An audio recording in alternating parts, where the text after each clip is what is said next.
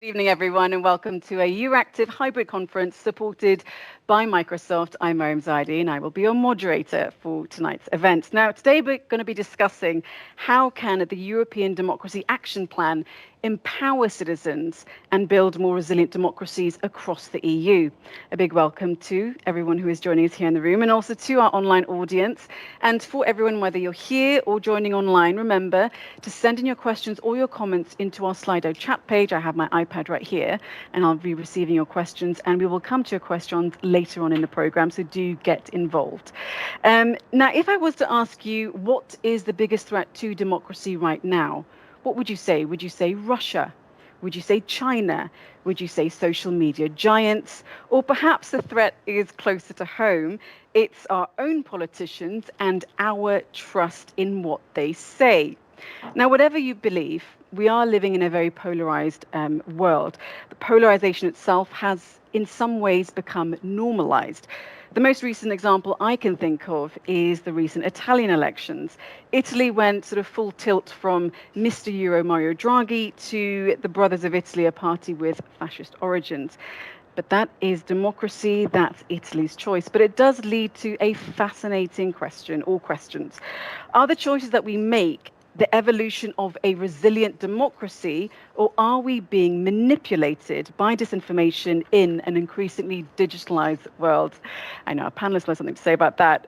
Now, in 2020, the European Commission had a democratic reckoning of its own, a new roadmap, the European Democratic Action Plan, which is born to turn the tide against rising information, polarization, curbs on freedoms, and interference. Now, the three pillars are essentially promoting free and fair elections, strengthening media freedom, and countering that disinformation that we see literally everywhere. In an increasingly digitalized world, of course, that last pillar is extremely important. But is this blueprint that the EU has come up with, is it really right for Europe, especially Europe in a changing world? And what can the tech and private sectors do to advance our democratic norms? Well, let's ask our experts. Now, this evening's debate is part of an event series, Democratic Values in the Digital Age, where Microsoft has teamed up with three academic think tanks, the UCD in Ireland, Globsec in Slovakia, and CEDMO in the Czech Republic. And we're going to hear from those think tanks, but first of all, we're going to hear from Daniel Braun. Good evening, Deputy Head of Cabinet of the European Commission's Vice-President Vera Jourová. Now, Vice-President Jourova's mandate covers values and transparency, democracy, and rule of law. She is, by all accounts, a champion of the EADP. So, Mr. Braun, it's a pleasure to have you kick off our debate. Please go ahead. Thank you and good evening. I never heard democratic reckoning before. It sounds more grandiose than I'm used to. Yeah, no. So indeed, what was it? A year and a half ago, we came with the EDAP, with the European Democracy Action Plan, in the middle of COVID. So that was the context to react to democratic backsliding, to react to the dangers that were, I would say, accelerated by COVID, election interference, spread of disinformation, threats against journalists, and of course the challenges brought by digitalization, as you mentioned. I think it's part of a general trend in European policymaking that we want technologies and invest in them and in the people that can use the technologies, but we also want to see that they are developed and used in a safe way, with fundamental rights and freedoms. That is the European approach. This is reflected in the European Democracy Action Plan. You named the three pillars that were supposed to strengthen the resilience of European democracy and address the most vulnerable parts of the democracy. So that's why we have the election part, and we've already done quite a lot with regulation on transparency of political advertising. There will be further actions on foreign interference in elections, on media, the Media Freedom Act, of course, that is the most recent, but also protection of journalists against physical violence, but also legal abuse. and countering disinformation with many things that have been done with the Digital Services Act, with the Code of Practice that I'm sure that we will discuss further. And these three pillars are interconnected. We are in a very dangerous situation. People believe less and less that democracies work for them.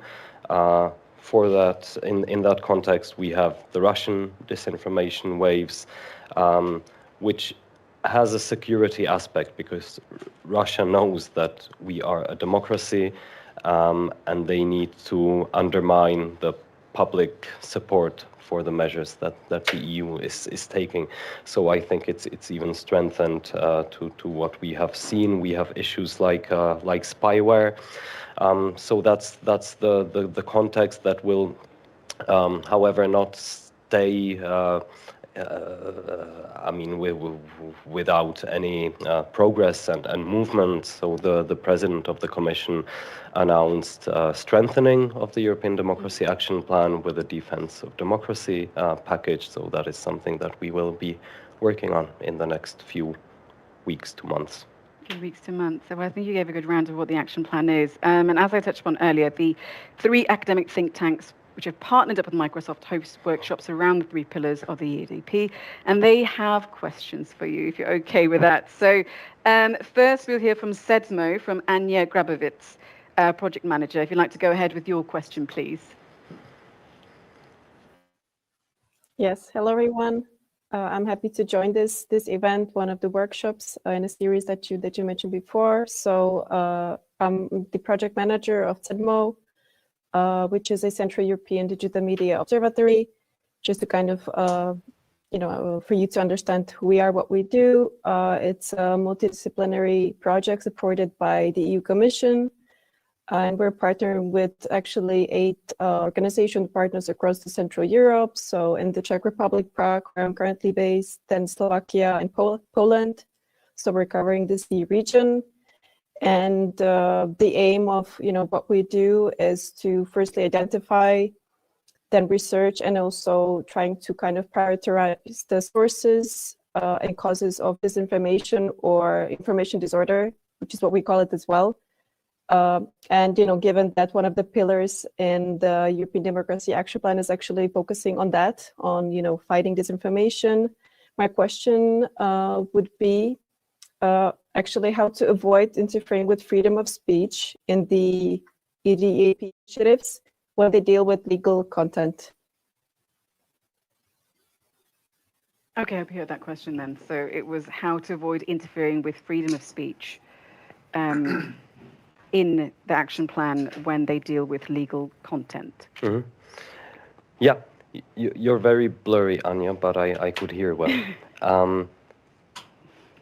So, I mean, first thing, freedom of speech is not absolute, and we must not be naive. The disinformation actors intentionally manipulate online platforms, the information environment, to undermine freedom of speech, to drown voices.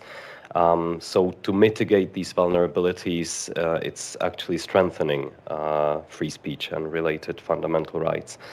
Second, I just came from a discussion with the Nobel Prize winner Maria Ressa, and she mentioned a study showing the famous MIT study showing that lies travel further and faster than the truth. So there are incentives built in the information system that disadvantage facts.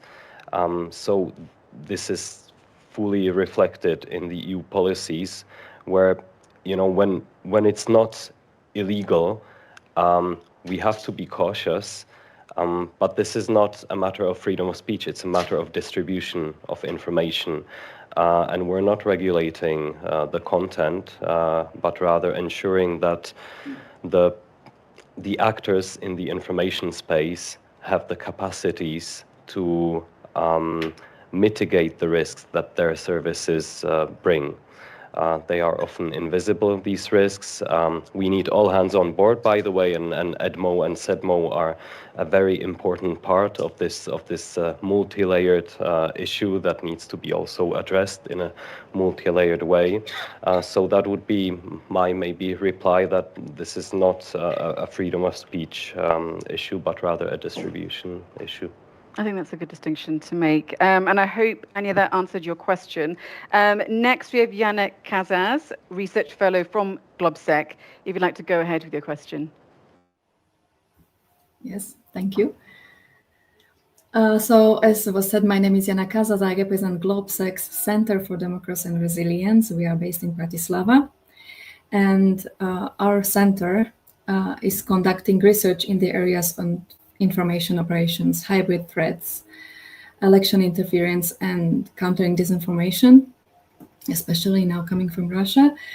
Therefore, the most vital part of European Democracy Action Plan, actually really relevant for us, is part of countering the disinformation. And the question I have is related to the new code of practice on disinformation. And I would like to ask you, which are the three main novelties of new code as compared to the old one from 2018? Thank you.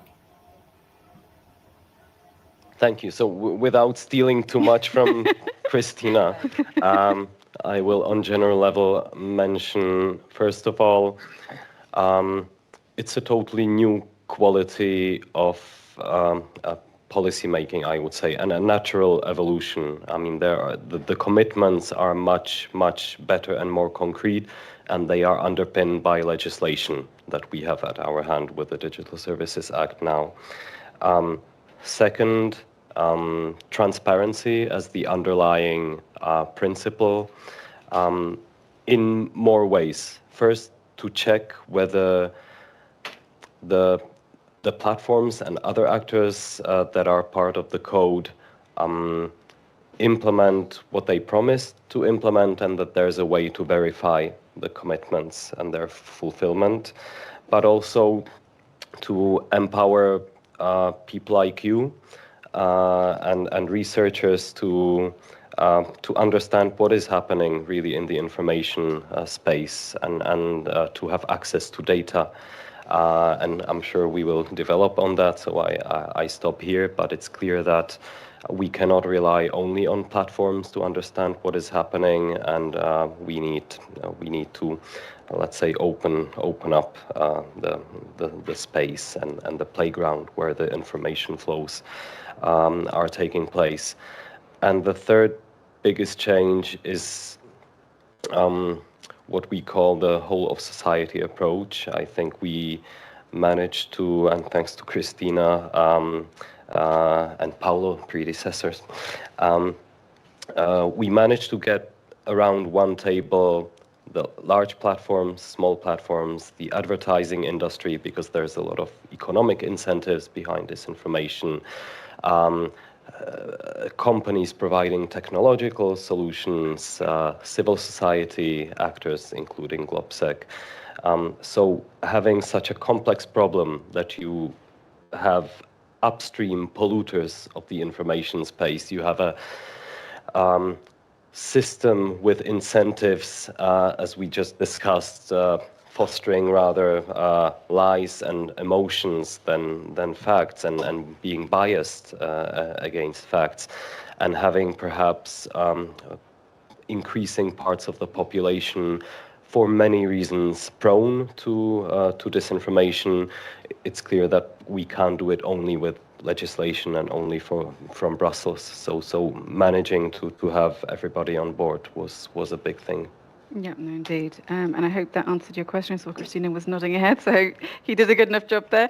Okay, over to our third question. Our last question is from Elizabeth, or Liz Farris, the Director of UCD Digital Policy Programmes from University College Dublin. Please go ahead with your question. Hi, great to see everyone here today. That's right, I am Elizabeth Farris. I co-direct the UCD Centre for Digital Policy in Ireland, and our centre looks very broadly at building digital policy capability for professionals in Ireland, but also at the EU level. And so we hosted the first session of the series in Dublin last month, looking at EDAP on the topic of strengthening media pluralism and strengthening media freedoms. And we had a really lively discussion stemming from that workshop. And when we talk about the conundrum the multiple conundrums presented for media freedom in our digital age, I wonder if we might have an opportunity now to break down some of the regulatory processes there. So my question, thanks to Mr. Braun for being here today, my question to you relates to the regulation of that space, particularly the Media Freedom Act. And I wonder if you might be able to break down a little bit what the key elements of the Media Freedom Act are. Why is the Commission engaging in media regulation at all, given the sensitivities here? Yes. Yeah, go ahead. Thank you. Yeah, no, I think it's an important context that if we're talking about information disorders, we don't only talk about dampening the voice of disinformation, but also promoting the trustworthy voices, and the long-term game is resilience, where civil society and media play a key role, obviously. The underlying context of the Media Freedom Act is that the media is not just another economic sector. It's a pillar of democracy, it's a public watchdog, and professional media have a key role in creating a shared reality. So we cannot treat it as a regular in I don't know, assessing mergers and acquisitions, as a regular economic operator. So we need to have a functioning media market so that journalists can do their jobs, which is not just a regular economic activity, as I said. More practically, the Media Freedom Act came as a result of cases of questionable, let's say, acquisitions and mergers in some member states, of surveillance of journalists and increasing threats. And this builds on the work that we already did in the European Democracy Action Plan earlier on protecting the safety of journalists, both physical and legal, as I said, the SLAP directive and the recommendation on safety of journalists. So quickly, the key points of the Media Freedom Act. First of all, there are safeguards to protect the independence of editorial activities or editorial decisions. There's provisions on transparency on media ownership, and safeguards for fair distribution of state advertising, because that we have also seen being used in certain parts of the world and Europe. Third, I would mention there's an encouragement for online platforms to pay specific attention to professional media and to content produced through professional standards. And last but not least, there's an upgrade of the group of media regulators into a media board, European Media Board, which will set up a system of coordination of national authorities that assess, for instance, mergers and various steps done by public bodies on the media sector. So there's a new safeguard when there's a merger or there's a step in the direction of media concentration. This should be assessed through a media pluralism test. And maybe one last remark, because we're talking about disinformation and foreign interference as a connected thing. This cooperation of national regulators should also make it easier to counter foreign interference that is often done by, let's say, fake media outlets or whatever they can be called. So this is it. As for the question, why are we interfering? Yeah, I would say we're interfering. I would call it really protecting and safeguarding a fourth estate of democracies. Yeah, no, and that's really brilliant to hear. Well, thank you, Daniel. We're going to have to leave this section. So UCD, GlobSec and ZMO, thank you for taking part. And I hope that's grounded everyone in the sort of main tenets of EDAP. Okay, well, as you can see, these lovely ladies have been waiting extremely patiently. And what I'd also like to say, it's awesome to always see so many women, you know, in a discussion like this. So maybe give them a round of applause before they, yeah. Okay, so first of all, let's go to Krisztina Stump, Head of Unit Media Convergence and Social Media at DG Connect, European Commission. Please go ahead for your opening statement. Thank you very much. Good evening, everybody. It will be my pleasure to speak a little bit more about the new code of practice on disinformation that in my view is actually a true new deal in the fight against disinformation. Because as already stated by the previous speaker, it has very strong commitments, it has a strong multi-stakeholder signatory base, and it has a strong regulatory backstop. So let me elaborate a bit more on these elements. So first of all, strong commitments, strong tools. While the signatories have really looked very deeply, unsurprisingly, they did not find one magic pill, one silver bullet to fight disinformation. At the same time, they came up with a very strong and powerful toolbox with a variety of tools that altogether can be very efficient in fighting disinformation. What are these tools? Just on a very high level. One of them is demonetization. That means basically to cut the financial incentives when it comes to propagating disinformation. And this we have seen regarding the COVID crisis. Apart from players who are disseminating disinformation for political agenda, there are also a lot of players who are also disseminating disinformation because in order to make money. Neither of the two should get financial incentives to do that. Then another important area is a special area of advertising, political advertising. Here the code goes hand in hand with the legislative initiative on political advertising with industry-led tools to make sure that political advertising can be easily recognized by the users. Then another important area, in particular in the current geopolitical situation, is to provide tools against manipulative behavior. So all these techniques that are used to make disinformation viral and to spread them. Then another very important area is user empowerment tools. So basically to equip the users with good tools to be able to recognize disinformation, also to flag disinformation, and to navigate better in the current online environment. Then another important area is fact-checking. Fact-checking is a very useful and very powerful tool.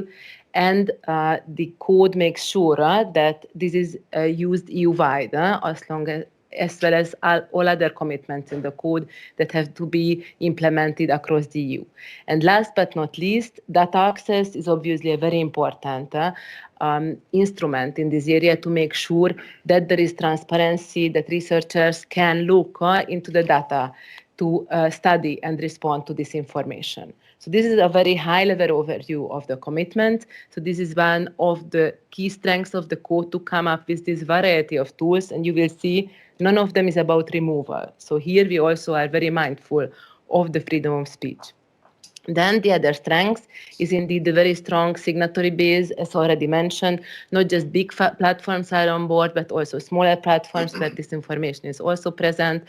Civil society organizations, fact-checkers, at the advertising sector in order to be efficient on demonetization.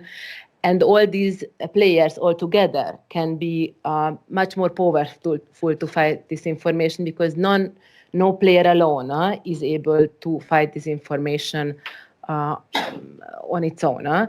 And then to come to the regulatory issue, if this code should not be sufficient enough to fight, which is already the case, there is the Digital Services act behind. So basically here we have a very strong regulatory tool to make sure that this code is working in practice. Okay, lovely. Thank you so much. It's backed up by legislation there. Next, we'll go to our online panelist, Andris Gobins, member of the European Economic and Social Committee. Please go ahead for your opening statement. It's such a shame I cannot be with you in Brussels. I'm here in Czech Republic, where we have the EU presidency, and actually I think it's extremely important that we, as well as civil society representatives representing civil society in Brussels at the EU level, go into the regions and take a closer look what's happening in the member states. So sorry for not being in the so-called European capital, but being in another place where it's actually crucial as well to be and to have a look and support and strengthen democracy. Well, the Economic and Social Committee is very much in favor of the action plan. It won't be a big surprise, but it won't be a big surprise for you that actually we say it's far not enough. It's extremely welcome, but actually it is only a first and a small step, so to say, ahead in the right direction. And most probably Alexandrina will point out several things as well, who will speak right after me, on how things should be done. The things which we demand is that actually media is great and important, elections is great and important, everything about ads and slaps and everything is key and crucial. But actually, don't we forget one important puzzle piece in this game when strengthening democracy, because democracy needs action every day. And every day by us as citizens, as individuals, and as organized civil society. Both is crucial, individual level and organized input and cooperation in bringing our ideas forward for a better future and a better democracy. And this is the key piece which is missing at this moment, or actually quite weak in the action plan. So we very much hope that, for example, as well with Mrs. von der Leyen's speech just a couple of weeks ago, where she said that actually democracy needs to be defended and we need more action than already agreed on, that I hope that in this package there will be a fourth pillar, so to say, as we demand it in the action plan, which would focus on civil society and a vibrant environment where this civil society can act, engage, and creates its own future. Okay, thank you so much. And you brought up a fourth pillar, and Alexandrina Najmowicz, you also, just before we actually went live, you were also talking about a fourth pillar. So let me now go over to you. You are Secretary General at the European Civic Forum. Please go ahead with your opening statement. Thank you. So Andris very nicely bridged between institutions and civil society, and this is precisely what we are trying to do at the European Civic Forum, to bridge between citizens and European institutions. I do agree that we need civil society to be considered a fourth, a fifth pillar, depending on the different strategies and action plans. Because indeed, civil society not only plays a crucial role in defending democracy, civil society is an important checks and balances element, as it is recognized indeed in the European Democracy Action Plan.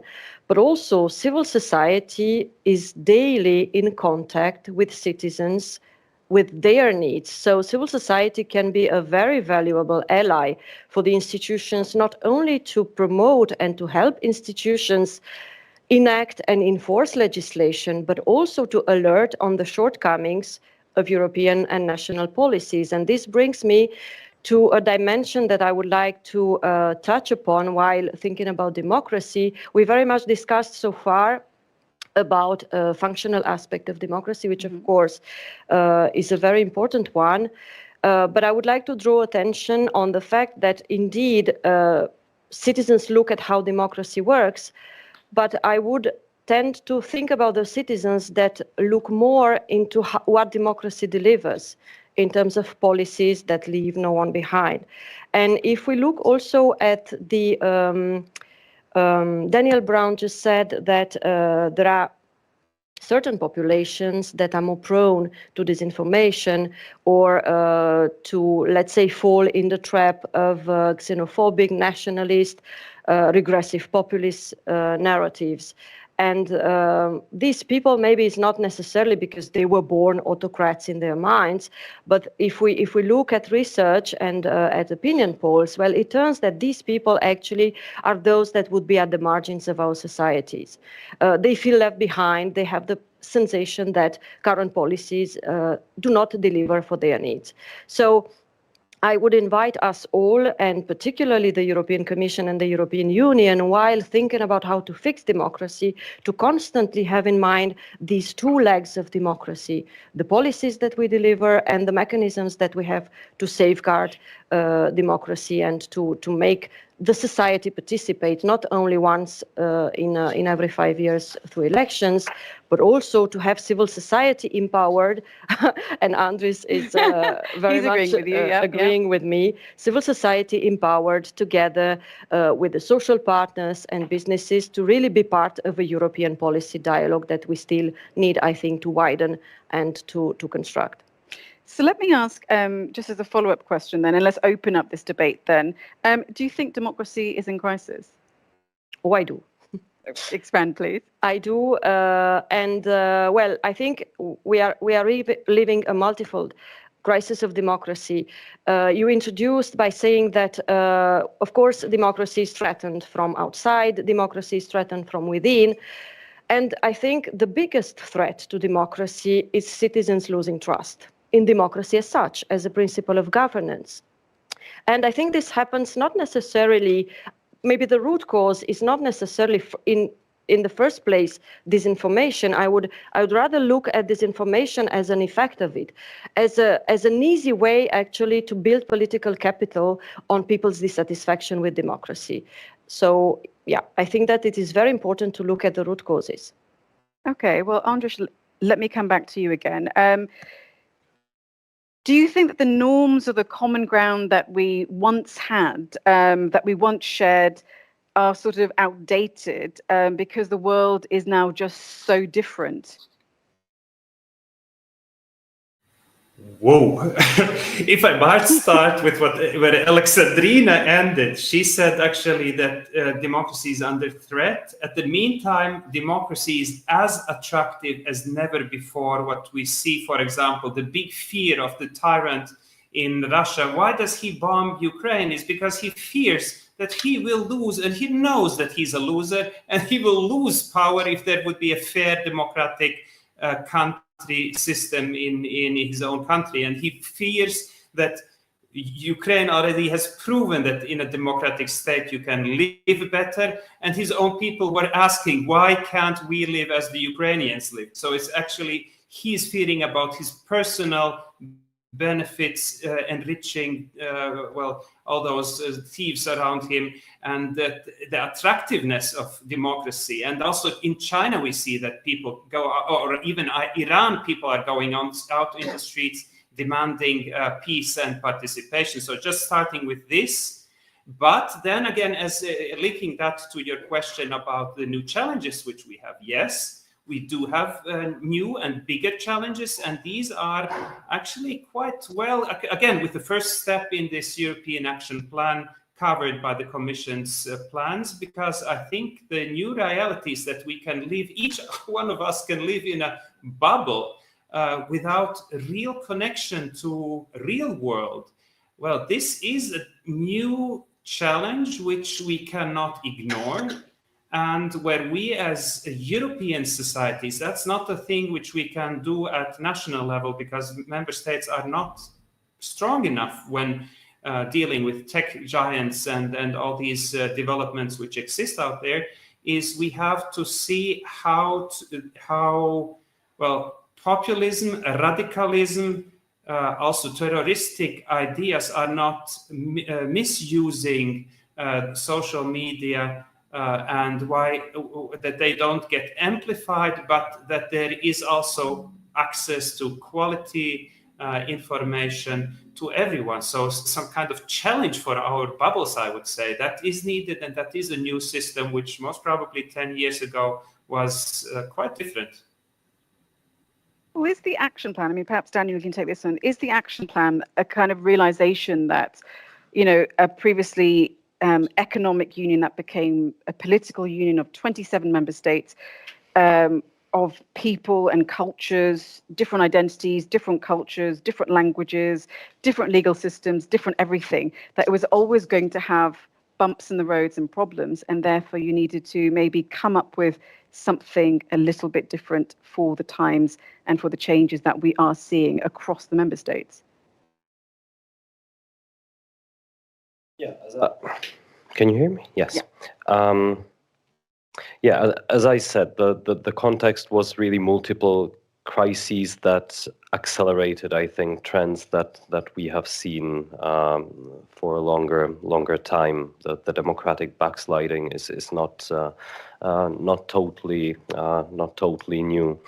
And what we tried to do in the European Democracy Action Plan was to look really what you can call upstream and downstream. So downstream, looking at the resilience of societies, of people, and I fully agree on the importance of civil society there and media. I think they are the frontline fighters in the information space for democracy, and the principles that bind us together in the European Union. We have to look at how the information disorders and the democratic backsliding is actually being done. What are the channels? What are the ways? And there are actors in this space that have not been accountable, but that have assumed a very important role in the society and in democracy. I mean, 20 years ago, the platforms were just a collection of e-shops, if I make it very oversimplistic. But we see that there's no online environment and offline life. It's just one life, and this has to be remedied, and the responsibilities of actors have to be changed. So and besides that, besides this environment, there are malicious actors within the EU and outside. So I think it was a realization that, and it was said here, in order to preserve democracy with all these threats, internal, external, and the incentives built in the system, we need to nurture democracy, and we need to have legal framework where it's missing with democratic oversight. And we need to have, I mean, if you look at the EDAP, the European Democracy Action Plan, it's a work plan. It's loads of initiatives that we are rolling out to increase the resilience. That is something I would come back to. This is not going to be a magic bullet and a static thing. And yes, we will develop it further. I mean, you could call it EDAP 2, the new Defense of Democracy package. Happy to elaborate later. But this is what I would say. A work plan to fix democratic backsliding. Cornelia, your thoughts. Did I also miss you out for your opening statement? Yes. I apologize. The list is fine. so long. I'll make it a little bit longer now. Yeah, so please go ahead. I apologize for that. No, don't worry. So I'll go back to your very first question and in like where we are with democracy. And so the backsliding, as Daniel explained, is not only happening in Europe, it's a global situation, and so as a global company, we're looking at this in all areas where it is happening. Obviously, we've seen it a lot in the United States with the 2016, 2020 elections. We've seen it in Brazil, and we've also seen reactions coming from different governments around the world that act fairly fiercely in some, like in Australia, for example, or in some where, unfortunately, the regulatory response is missing, and you can definitely see that in other countries. So as multi-layered the responses are from the European Commission, we have addressed this also in a multi-layered approach. So we've been looking at, for example, what's happening on the media's news front with more detailed analysis in how there has been a decline in local news media rooms across the United States. What have we have done certain projects in this space. First, as a pilot in the United States, we're trying to roll this out here. And many of the initiatives that we have driven in the United States, we're reflecting how to expand them to Europe. But in Europe, of course, the regulatory environment is a little bit different. So we have, I think, a twofold role here. First of all, as a stakeholder in society, where we are advancing public-private partnerships. I think public-private partnerships are of essence in tackling the multitude of different issues. I'll come back later on to what that involves, for example, in the context of foreign interference and cyber threats and analysis that companies like ours can provide. But also as a addressee of many of the regulatory initiatives that the Commission has started. The COP, we are a signatory, of course, the DSA.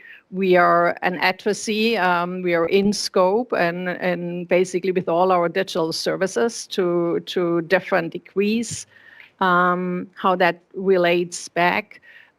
Even with the Media Freedom Act, we might actually be regulated on both sides. Well, we're still looking at this in which of our services could potentially be considered a media publisher versus where we are definitely in scope is as an online platform. And so that's an analysis that's still ongoing. It's going to be really interesting in looking at this in a multifaceted role. So I hope we have a little bit more time later on to talk about the Media Freedom Act, because I think that's sort of like the crown jewel maybe of the European Democracy Action Plan, because it goes to the essence of how to safeguard media pluralism. And that's a very, very complicated role of the Commission to take because of the competences they have vis-a-vis the member states.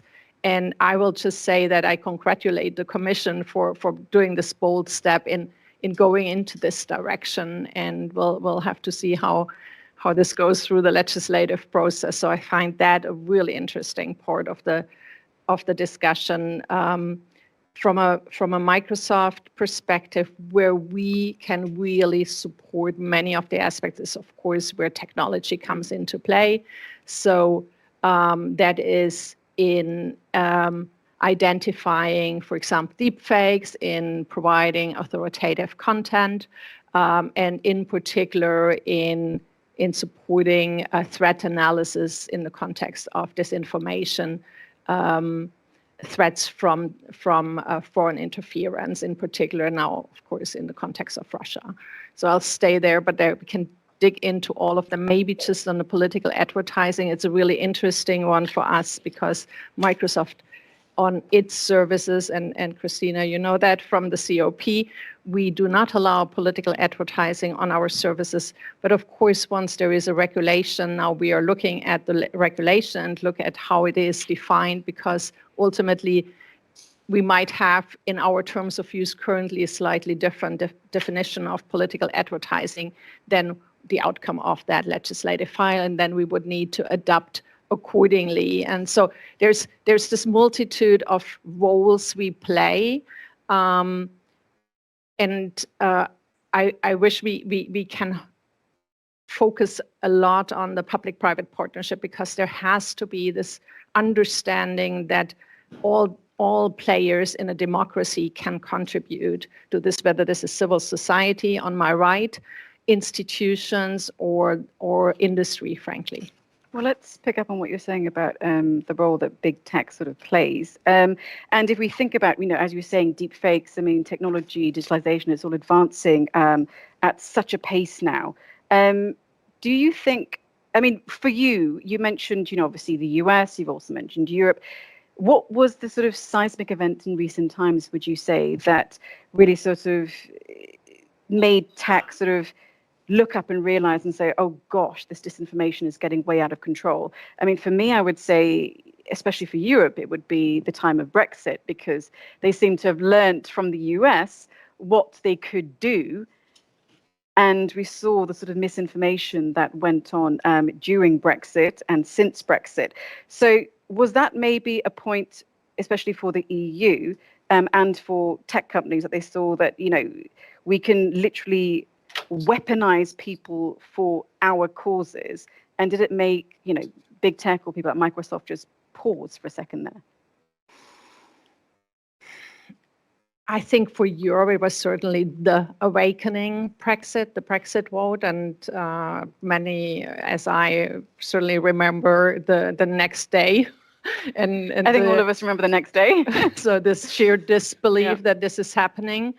But I don't think it was the first sign. I think there were other events that, frankly, where eventually, when you think about life-threatening events, more relevant, like Myanmar, for example, the genocide there, and of course, the elections, where when you and I just read what everybody else reads in the newspapers and the books that have been published in the meantime, like The Ugly Truth, for example, where you are like, where I think there has been issues. Cambridge Analytica might have been also an awakening in this space. So there have been several that led to, at least in Microsoft, to realization that there needs to be something done. And our services obviously are not the main vectors in the disinformation space.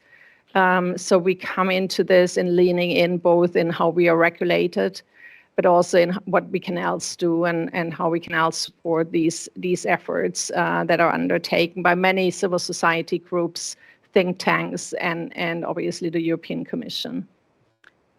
Talking to the European Commission, Ms. Stump, Krisztina, obviously digitalization, disinformation go hand in hand, but just picking up on, these sort of big seismic events, things like Brexit, or the events that sort of led us to this big, that things were happening. Is there a feeling that around this sort of period, or 2015, 2016, that big tech sort of realized that we can literally destroy democracies if we want to? Are they the biggest threat to our democracy? I believe that online platforms have certainly a big potential to be vectors of the spread of disinformation, or to bear certain risks in the way they are distributing the information and disinformation.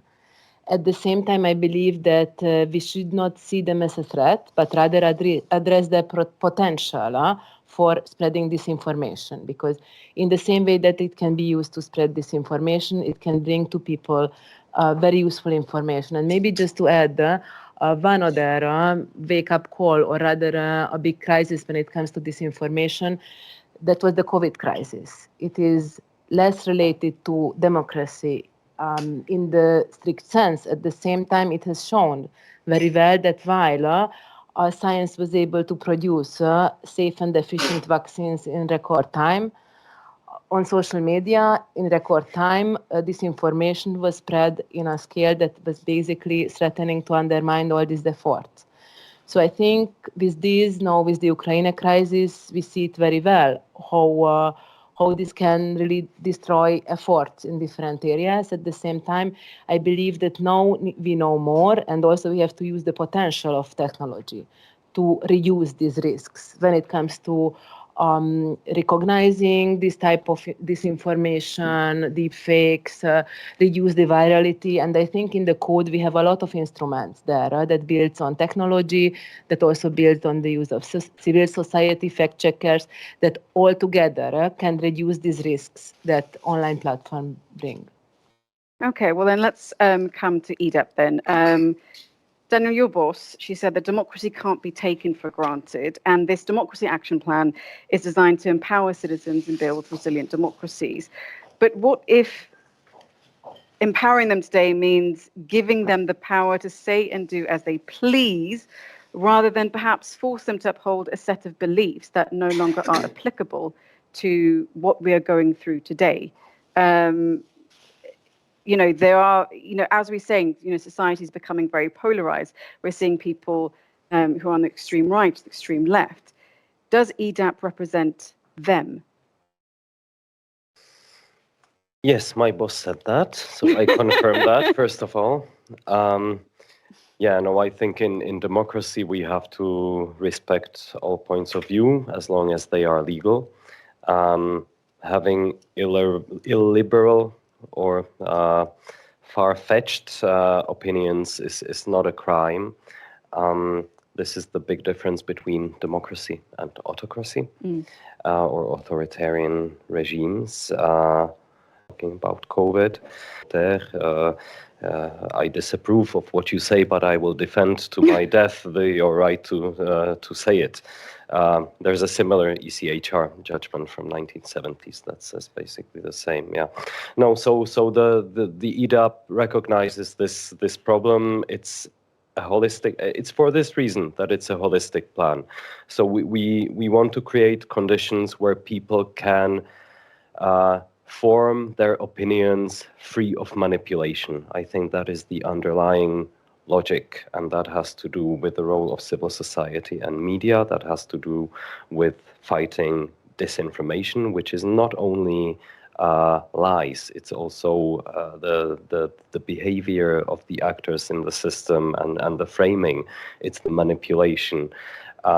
So it's empowering the people to be able to do that, including those that feel frustrated or are on the fringes. And I think with the crises, this risk of fringes becoming bigger is real. So it's also a big task for the politicians and for democratic systems to deliver for these people. This is not something that the EDAP can do. It aims to empower people to form their opinions, but above that, there has to be a system that is able to deal, with energy prices and with the external threats that we face. But certainly, it's not about. That's the European approach. We're not other parts of the world. We're not regulating content. We're regulating responsibilities and due diligence of actors and empowering the people to be able to form the opinions they want. Exactly. Perhaps, Andris, you could go. You could follow up on what Daniel said there. Do you think EDAP really looks to empower and restore trust? What are your thoughts? Well, empowerment, I don't really like that wording so much because it's a little bit a top-down. I like very much bottom-up, and I truly believe in bottom-up societies and in civil society and democracy, which organizes itself and participates and not which is involved by someone else. So just a simple remark on this. Well, perhaps three remarks, if I might. First, on big tech. One thing which we say about EDAP is that actually big tech needs transparency. If there is an algorithm behind, and if I suddenly, once I was clicking some populist or radical whomever person, and I get served next time, I get 5, 6, 7 times, again, stronger and more populist and more radical people, and also others, get clear information why I do get all this trash on my social networks. Why is it included, and why is it offered to me that often simply after once clicking on the wrong video? So transparency is a key moment, and I think I very much hope on this Democracy Action Plan 2, which was promised that there would come soon, because I think these are the things which might be regulated more specifically in how these transparency issues regulate with big tech. When talking to business, that would be my second point. I think that's, again, a difficult and a strong question, not only about Brexit. Brexit, of course, showed that actually business most probably should have done more, because the interests of business were deeply damaged by the Brexit vote. And it showed clearly that just stepping aside and looking on things, how they're happening, and how some populists might gain audience, etc., that might not be enough also from company side, because it damages at the end of the day also companies' interests and employment possibilities and gaining money. So business needs to be more active and involved in defending democracy actively. It's not only about corporate social responsibility, but also about active involvement. And I think in business, we need to talk also about collaboration risks, because there's still so many companies, I don't want to name anyone here around the table, but who are still trading in Russia and with their taxes supporting this criminal war. So those are extremely difficult questions, of course, which need to be answered, but it shows that not everything has to be regulated, but we as citizens, and citizens are running businesses as well, have to be more aware of these democracy issues as such. So first, big tech, we need more transparency. Second is more responsibility from everyone, because we have, each and every one of us have to reapprove democracy every day. And the third, and I'm sorry for coming back, I hope we might nail down this one point during this discussion, that we get a real civil society perspective in the next upcoming action plan. Civil society organizations are saying that it might be also an option to have simply a civil society strategy, which might and should be developed at EU level. Perhaps we can get already the next step, knowing that actually the war has created a new reality and democracy needs double attention as before, and perhaps we can already get some slight insight in the Commission's plans on this. And already, yes, we will go ahead with this strategy for civil society, or fourth pillar, however we call it. Okay, I can see that you really want that question to be answered. But would you like to go ahead? Sure, go ahead. With fourth pleasure. Pillar. Yeah. So first of all, I think transparency is regulated very thoroughly in the Digital Services Act and the Code of Practice vis-a-vis regulators, vis-a-vis users, and vis-a-vis research. So just to address that point.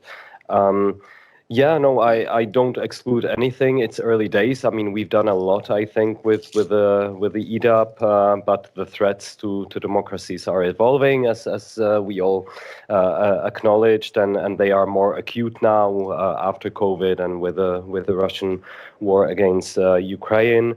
And we have to close the loopholes that we see that appeared. I mean, the focus at this point is really foreign interference. So that is one component that will be in that package, a legislative initiative to look at covert foreign influence, and yeah, we're protecting our economic interests through screening of investments, and we have to do the same with our values and democracy as well. So we will be looking at transparency to make sure there's clarity on who the foreign persons or organisms are who are present in our systems. We don't have that yet, so we will be looking at that. And I don't think it's really about pillars, but the second component of this package will be an opportunity to look at whether the EDAP needs to be reviewed, whether further steps are needed. For sure, this will look very closely at civil society. I cannot exclude anything. I cannot exclude, that there will be a specific focus on civil society. I cannot promise anything either, because we're only, making the scoping. But by summer next year, you will see these two elements, a review of what we have in the EDAP, where civil society, I would insist, is very strongly present, both in the narrative and in the actions, in all the three pillars as key actors in the fight against disinformation. If you look at the first pillar on elections, and it's actually, I think the pillar is called not only election integrity, but participation of public in democracy. There's a lot of there was one thing measures. I wanted to actually ask you about under the first pillar and political funding reviews and better transparency of political ads. Are you putting spending caps in place? We are not putting spending caps in place because we don't have any competence on that. This is about transparency of targeting with political messages by political actors and beyond. As regards funding caps, this is for the national authorities to enforce. Each member state has their own rules. We have also a parallel legislative proposal on European political parties, where we have financing provisions limiting certain, or I would say tightening the screws. And we have recommended that member states be inspired by this. I think this is certainly an element that also in the context of this foreign influence needs to be looked at further. Okay, well, I'm very aware that our time is running out quite quickly, so I'm going to start speeding through a few questions. So we'll go to the second pillar. I know you said you didn't want to talk about pillars. So perhaps, Cornelia, you could take this one. If we look at press freedom across the EU27, it's quite stark. And I can sort of set the scene for everyone. Reporters Without Borders says in 2022, the EU is caught between polarization to the west, war and propaganda to the east. It adds the bloc is caught between two extremes, the very good and the very bad. And the 2021 index does show you this. You had 6 EU member states in the top 10, Denmark, Sweden, Estonia, Finland, they make the top 5. And then on the other side, you have countries like Greece, which are the worst performing member state at 108th. Hungary actually fares better at 85, Malta 78th. So can or does, this action plan, can it better protect journalists?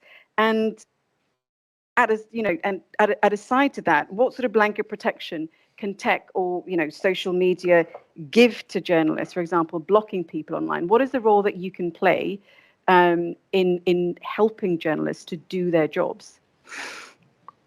Yeah, the developments on the risks that journalists have is staggering. And not only in areas where you would expect that, but frankly also online. And this curtails obviously also freedom of expression if journalists are threatened online in ways that they will eventually think twice to be in that space.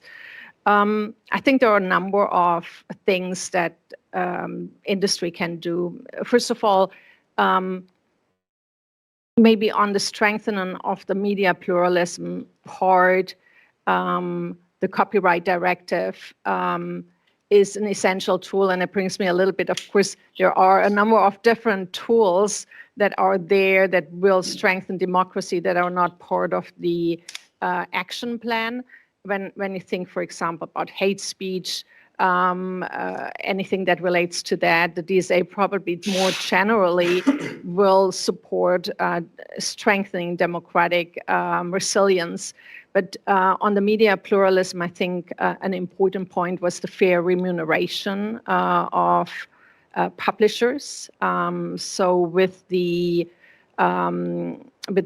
implementation of the copyright directive in Article 17, in particular in member states, this is now an important way of strengthening the economic resilience of media publishers by being actually paid for the content that platforms distribute for free. So that's something that we have absolutely supported, and we were very strong coming out in the context of Australian happenings in this space. And it's a very interesting. We are obviously, again, it sounds really strange. We discussed at the beginning that I'm always saying we're actually a smaller player in this space, but we are. So Bing is has a under 10% market share in Europe, and so of course we even don't play for the publishers the significant role. So. But at least, now that this is implemented in a number of countries, not in all yet, we are starting to see negotiations with publisher houses happening. We just signed a memorandum with the publisher associations, for example, in Denmark. That was a little bit easier because they are actually in one pot. So this is one of the areas that I think will significantly help the media landscape in being economically more resilient. At the same time, I will say that, of course, when you look at the Media Pluralism Observatory report 2021, you will see that there is a interplay between big platforms and big media houses. So we'll see how the Media Freedom Act will interplay with this. That's another aspect, I think, that requires a lot of discussion and understanding, and how that ultimately will support the goals. And then last, I think, again, as a technology provider, we are looking at technical tools to protect journalists. So we had rolled out Account Guard for election processes for political parties, and we have started to roll out the same protections also to journalists for their communication to be more secured. Okay, thank you so much. Okay, I'm going to quickly just jump over to the last pillar, which is countering misinformation, and to an audience member's question. And Krisztina, I think this is a question for you. Alexander Nitz says, what are the reasons as to why the code was extended to misinformation, which EDAP defines as false content with no harmful intent? E.g., when people share false information with friends and family in good faith, does the, I think, Commission endorse this? I think that's what we're trying to say. Look, I believe that when drafting the code, we had to look, and the signatories had looked into this phenomenon again. And when it comes to definitions, indeed, the EDAP has its definitions. Also, the different platforms have looked into this with a broader eye. And we have seen it with COVID, that when it comes to disinformation, the intent is, in any event, a very difficult thing to establish. What is the intent behind? But with COVID, we have seen it very clearly that even information that is false, spread with a goodwill, can cause a lot of harm. You have seen the magic cures are related to COVID, giving you the information what kind of medicine you should take or cannot take, and we have seen that this can cause a lot of harm. At the same, especially what the US president said. Yes, I did not want to go into this, but indeed, that is a very good example. We don't know the intent, but it's good that we don't have to look at the intent in this case. At the same time, it's important to point to the code that the response may not be the same for disinformation and misinformation, how to fight it. So here, there can be also different responses, but I believe that in order to have a complex answer, we also, indeed, the signatories were right to include also this element into the code. Okay, Alexandrina, I'm going to come to you with a question now. It's from Manuel Alejandro Carmona. What possible weaknesses should be addressed in next year's review on the implementation of the EDAP?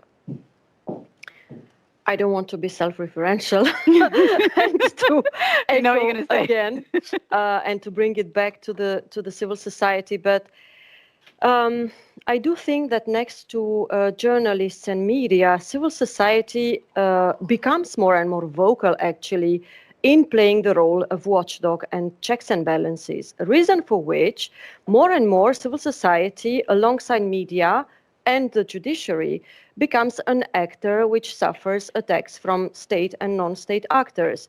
And this is quite well documented by civil society itself. We have our Civic Space Watch that allows us to look into all the legislative but also non-legislative threats that civil society is facing in using its right to associate and to articulate citizens' dissent, in using its right to get to the streets and articulate dissent in the streets. And this social dissatisfaction, unfortunately, is more and more met with heavy-handed policing and police violence, and not only in the East, but particularly in the West, in countries like France, the UK, or Spain. And so I do think that we really need to take this issue seriously. The rule of law annual review mechanism by the European Commission is looking at the issue, but there again, civil society is kind of horizontal trend in the broader checks and balances.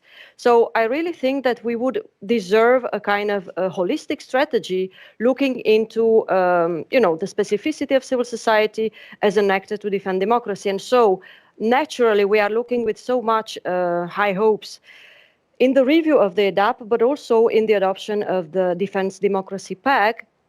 And I would be eager to try to understand if it's only looking at foreign interference or also looking at the problems that we have inside in our own house. And if planning to discuss with the society and civil society from its design through implementation phase. Okay, thank you so much. I think because we are literally running out of time, what I'm going to do is now ask all of you to make your sort of final closing statements, your sort of takeaway from the event. Krisztina, I'll start with you first.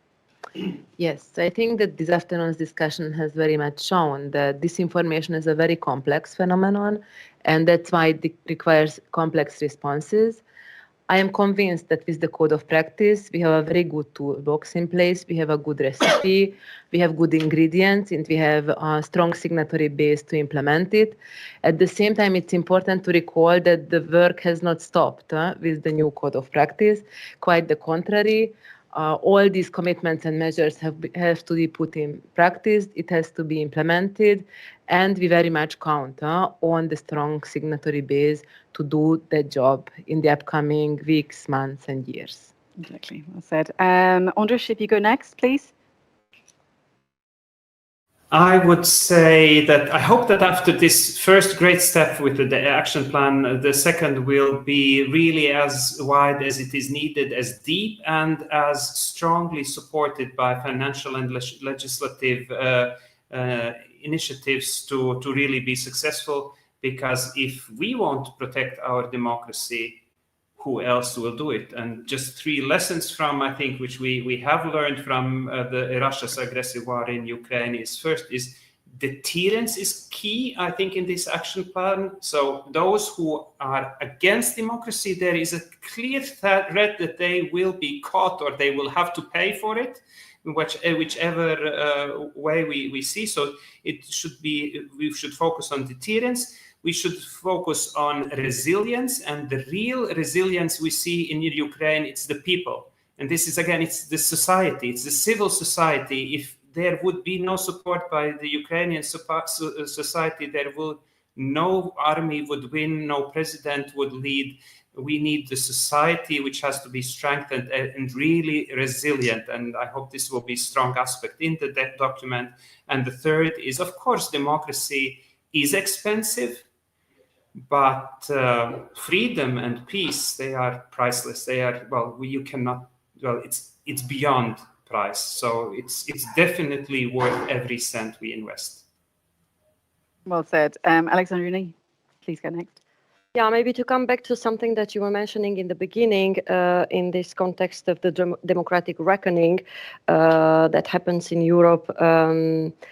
Maybe it's high time for Europe to overcome its purely economic dimension. It's already happening, of course, with the political union and the attempts to work to strengthen our democracies and the resilience of our societies. But I do think that an important thing would be to have just as strong a political and social union as we have an economic union. So, and all the action plans that are targeting to deliver a better democracy should have this in mind.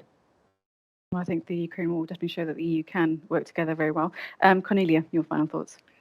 Sure, I will also do this twofold as I started. When it comes to regulation, I think we need to acknowledge that regulation has to be practical in order to be implementable. So it has to be really not one size fits all. Services need to be recognized in their differences. I think the Code of Practice does a good job in acknowledging that.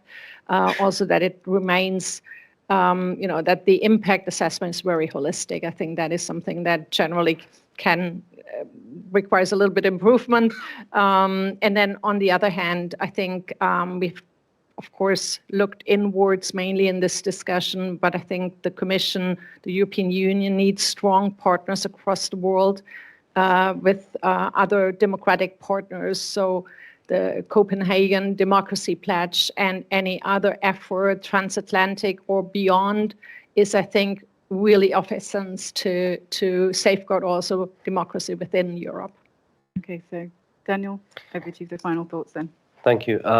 3 quick points. I think we all share the recognition that one of the lessons learned from the past years is that there is no magic bullet, and we need all actors on board and many actions simultaneously. Downstream and upstream, I fully agree on the deterrence point. Second, related to that, inaction is worse than action. So I think we need to move fast. I hope that the proposals on the Media Freedom Act, the political ads can go through the legislative process fast, because they are really needed. And third point, and I think you mentioned it, we need to address the anxiety of people and solve the problems in a democratic way, the objective problems with prices and other things. Also calling out undemocratic actions early on, and we have seen in history where silence can lead. And this is what we will continue to do. And this is what member states there.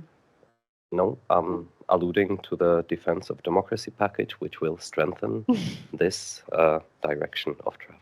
Okay, thank you very much. Well, thank you to all the panelists. It's been a pleasure. I'm sorry that it seems our conversation had to be quickened because we started losing time. Thank you to everyone who has joined us here.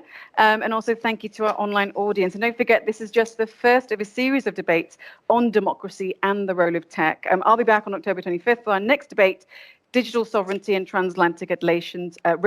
So don't miss that. So until next time, thank you for watching.